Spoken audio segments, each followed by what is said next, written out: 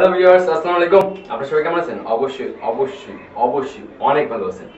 আমার বন্ধু চুলটু ফেসবুকে স্ট্যাটাস দিছে যে জীবনের প্রথম জুতা পিঠা খাইলাম।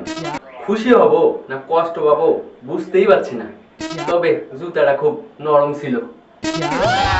আমার বন্ধু নেই গো, আমার বন্ধুতে দোস্ত স্ত্রীর জন্য আমার আর মুখ দেখানোর জায়গা রইলো না।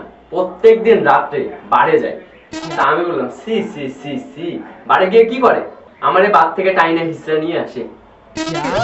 আমার বন্ধু নেই গো, আমাকে একটু বলছে, তো জানিস কিছু কিছু পাগলের জায়গা পাগলা গারোতে হয় না, মেয়েদের বুকের ভিতরেও হয়। এই কথা শুনে পাশ থেকে চল্টু বলে উঠলো, এই জন্য তো কই মেয়েদের বুক গুলা কেন এত উঁচু উঁচু। এখনকার প্রেম এমনই হয়, রোজা কাছে আসার গল্পের মতো মুখে সুগন্ধে কাছে আসে, আর সকালে ওই দুর্গন্ধেই ছুটে পালায়। তো এই প্রাইভেট কর্মচারী এদের অবস্থা কি দেখেন, এদের ছেলে মেয়ে এদেরকে চেনে না। সেদিন আমার মেয়ে তার আম্মুকে জিজ্ঞেস করতেছে